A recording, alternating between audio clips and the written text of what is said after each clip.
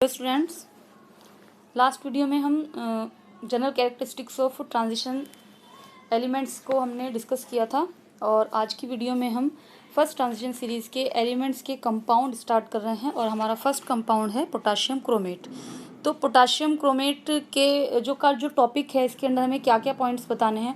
First point हमें बताना है कि व्हाट इज़ पोटाशियम क्रोमेट, कि पोटाशियम क्रोमेट क्या होता है। सेकंड पॉइंट की इसकी स्ट्रक्चर कैसी होती है। थर्ड पॉइंट की इसको किस तरह से बनाया जाता है एंड रिएक्शंस पोटाशियम क्रोमेट की क्या क्या होती है या किस तरह की रिएक्शंस देता है।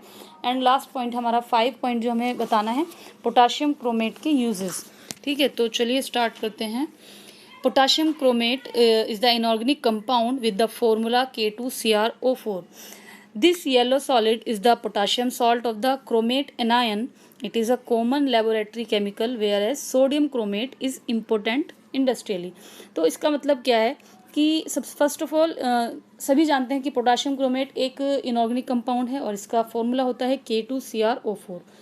यह एक येलो सॉलिड होता है जिसे हम पोटाशियम सॉल्ट भी कहते हैं और जो कंसिस्ट होता है chromate anion and potassium cation के साथ। ठीक है, और पोटाशियम क्रोमेट एक ऐसा केमिकल है जो कॉमनली लेबोरेटरी या लैब्स जैसे कि हमारी लैब भी हैं इनमें यूज़ किया जाता है। जबकि पोटाशियम के ही परिवार का जो एलिमेंट है सोडियम, और सोडियम क्रोमेट की अगर मैं बात करूं, सोडियम क्रोमेट इंपॉर्टेंट होता है इंडस्ट्रीज़ में, यानी कि इंडस्ट्रीज़ में इसका यूज़ ज़्यादा होता है। जबकि पोटाशियम क्रोमेट हमारा लेबोरेटरी केमिकल है, कॉमन लेबोरेटरी केमिकल। तो येलो कलर का क्रिस्टल्स होते हैं इसके, येलो कलर इसका इस तरह से होता है जैसे कि मैंने यहाँ पे इमेज में दिखाया है, आप देख लें अच्छे से। तो इसीलिए हमने कहा था कि दिस येलो सॉलिड, ठीक है, तो इस कलर का हमारा पोटाशियम क्रोमेट होता है। सेकेंड की स्ट्रक्चर कैसी होती है पोटाशियम क्रोमेट की। पोटाशियम क्रोमेट की जो स्ट्रक्चर यहाँ पर शो की गई है इसमें पोटाशियम पॉजिटिव आयन या पोटाशियम केटायन होता है एंड क्रोमेट एनायन या 2 नेगेटिव आयन। क्रोमेट पर 2 नेगेटिव चार्ज होता है। ये एक potassium cation and chromate anion के साथ कंसिस्ट होती है इसकी स्ट्रक्चर। और बॉन्डिंग किस तरह से होती है ये भी इसमें स्ट्रक्चर में अच्छे से दिखाई गई है।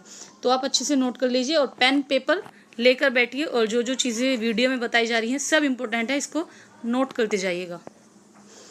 अब आते हैं प्रिपरेशन पर। प्रिपरेशन किस तरह से होती है पोटाशियम क्रोमेट की।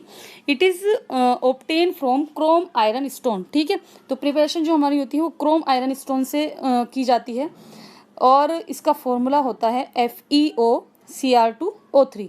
ठीक है, FeOCr2O3 the important ore of chromium. That is कि ये जो मैंने फॉर्मूला बताया है क्रोम आयरन स्टोन का, ये क्रोमियम का एक बहुत ही महत्वपूर्ण और, या हिंदी में शायद इसको एस्क बोलते हैं, हाँ एस्क, बहुत ही इंपॉर्टेंट एस्क होता है। एस्क क्या होता है, जिससे हमें अपना एलिमेंट फ्री स्टेट में मिलता है।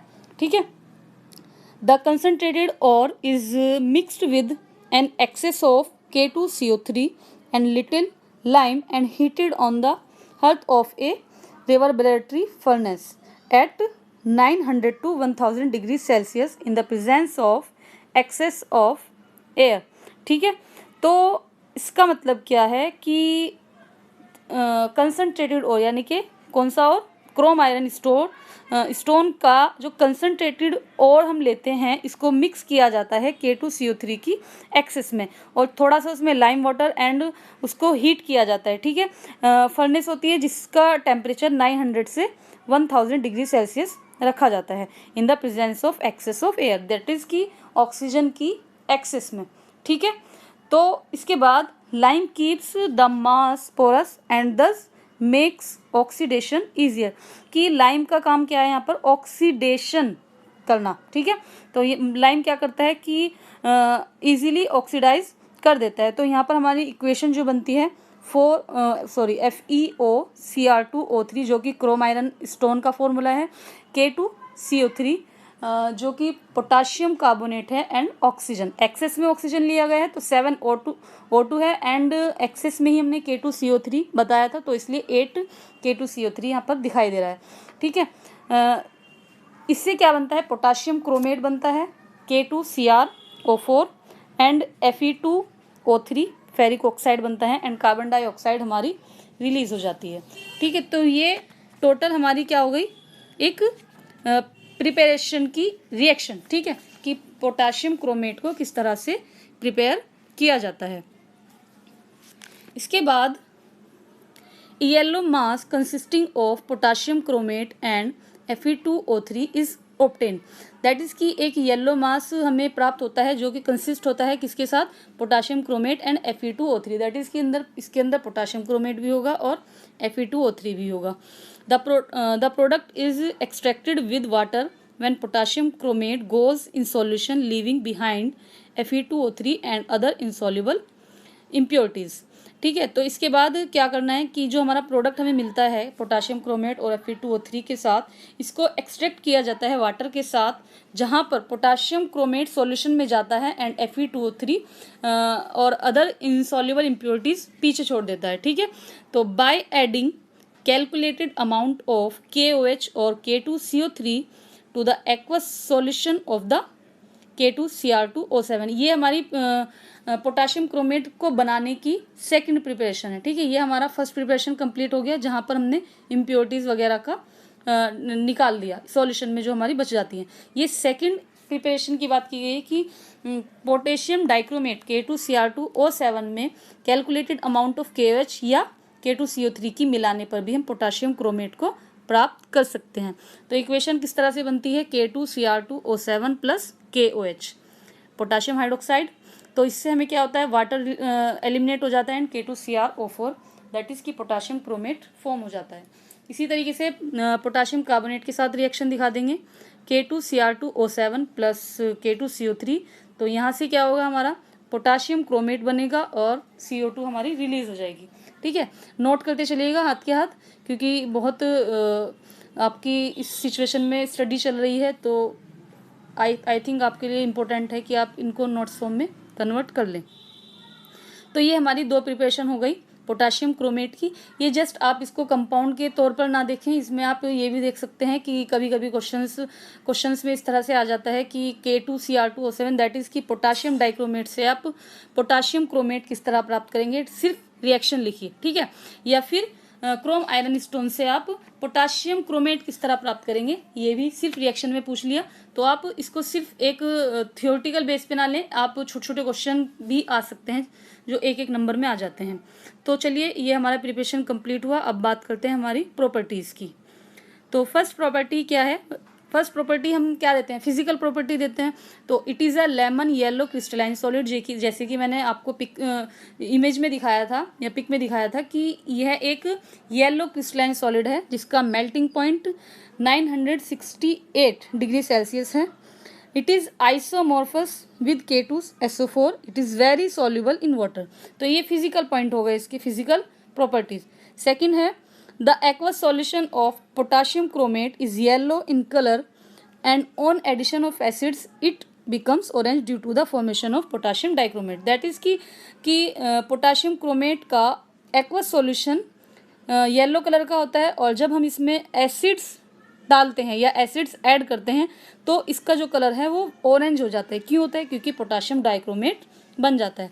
तो लैब में भी जब हम कभी, अभी तो आप फर्स्ट ईयर में ही हैं, आपने ध्यान से काम भी नहीं किया होगा, बट जब हम लैब में स्टार्टिंग करते हैं, अपनी लैब में एंटर करते ही हमारा फर्स्ट काम क्या होता है कि हमारे जो ग्लासवेयर्स हमें इशू कराए जाते हैं हम उनको अच्छे से साफ़ करते हैं, या मैं कहूँ कि उनके अंदर जितनी भी इम्प्योरिटीज़ है, जितने भी इसके अंदर सॉल्ट्स वगैरह लगे रहते हैं, क्योंकि फ्रेशली न्यू तो नहीं मिलते, यूज़ हुए मिलते हैं। तो सबसे पहले टीचर हमें क्या बोलता है कि आप इनको वॉश कीजिए, ग्लासवेयर्स को वॉश कीजिए, और उसके लिए हमें क्या बनाना होता है, पोटाशियम डाइक्रोमेट का सॉल्यूशन। तो पोटाशियम डाइक्रोमेट का सॉल्यूशन हम लैब में भी बना सकते हैं। पोटाशियम क्रोमेट हमें सॉलिड में मिलता है, उसमें हम सल्फ्यूरिक एसिड डालते हैं और हमारा पोटाशियम डाइक्रोमेट बन जाता है। उसके बाद हम जो हमें ग्लासवेयर है, सपोज करो हमारे पास बीकर है, हमें उसको साफ़ करना है, तो हम उसके अंदर थोड़ा सा पोटाशियम डाइक्रोमेट का सॉल्यूशन डालेंगे और उसको बीकर की दीवारों पर अच्छे से, मतलब इस तरह से घुमाएंगे कि वो बीकर की दीवारों पर अच्छे से लग जाए।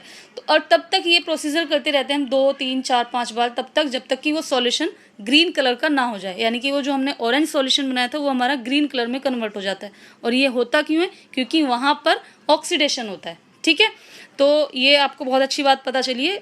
जब आप आगे लैब में एंटर करेंगे तो आपको यही प्रोसीजर फॉलो करना है।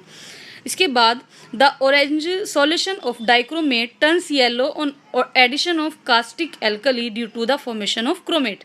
ठीक है, उसके बाद फिर क्या होता है, अगर हम इस पोटाशियम डाइक्रोमेट के सॉल्यूशन में पोटाशियम हाइड्रोक्साइड डाल देते हैं तो हमारा फिर से येलो सॉल्यूशन प्राप्त हो जाता है, क्योंकि अभी हमने इसकी प्रिपरेशन में किया था कि K2Cr2O7 और KOH के साथ रिएक्शन करके क्या बनाता है, पोटाशियम क्रोमेट।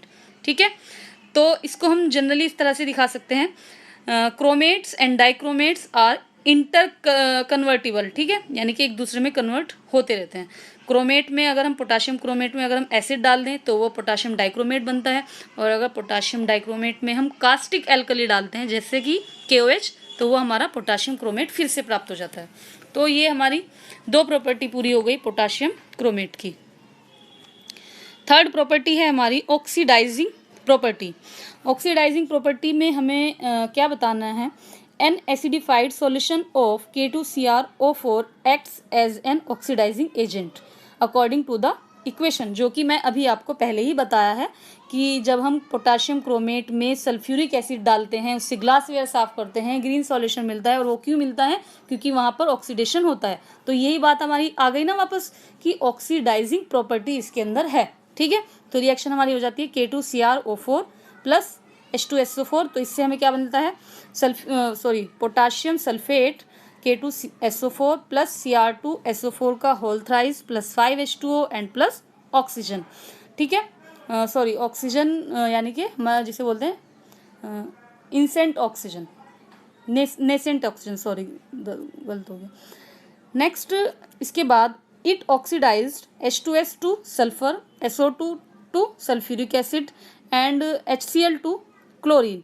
ठीक है, तो इसकी ऑक्सीडाइजिंग प्रॉपर्टी के कारण ये H2S को वाटर में, H2S को सल्फर में, SO2 को सल्फ्यूरिक एसिड में, HCl को क्लोरीन में एंड Ki को आयोडीन में ऑक्सीडाइज करता है। ठीक है, तो ये भी बहुत इंपॉर्टेंट पॉइंट है, इसका ध्यान से आप इसको कर लें।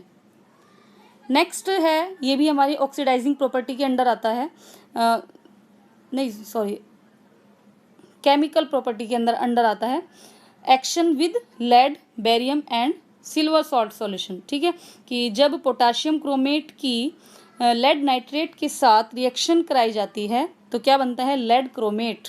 ठीक है, आप इसको लैंग्वेज में लिख सकते हैं, लेड क्रोमेट के येलो प्रेसिपिटेट हमें प्राप्त होते हैं। इसी तरीके से जब हम पोटाशियम क्रोमेट की बेरियम नाइट्रेट के साथ रिएक्शन कराते हैं तो हमें बेरियम क्रोमेट के येलो प्रेसिपिटेट प्राप्त होते हैं। इसी तरीके से हम नेक्स्ट भी लिख सकते हैं, when potassium chromate is reacted with silver nitrate then silver chromate is obtained. ठीक है, और सभी रिएक्शन में KNO3 हमारा फॉर्म होता है। तो ये हमारी पोटाशियम क्रोमेट के physical property and chemical properties यहाँ पर पूरी होती है। तो चलिए यूजेस की बात करते हैं। यूजेस क्या है, फर्स्ट यूज़ है इसका in inorganic analysis for the test of lead, barium and silver ions. ठीक है, दैट इज़ कि ये इनऑर्गेनिक एनालिसिस में लेड, सिल्वर और बेरियम आयंस के लिए यूज़ किया जाता है।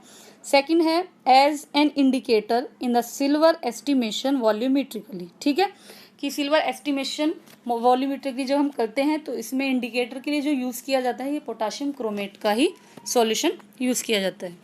तो स्टूडेंट्स, ये आपका टॉपिक कंप्लीट होता है। आई थिंक आप लोग इसको अच्छे से देखेंगे, समझेंगे, और कोई भी आपको प्रॉब्लम होती है तो आप मुझसे डिस्कस करेंगे। ठीक है, तो पढ़ते रहिए एंड नेक्स्ट क्लास में मिलते हैं। तब तक के लिए goodbye and take care.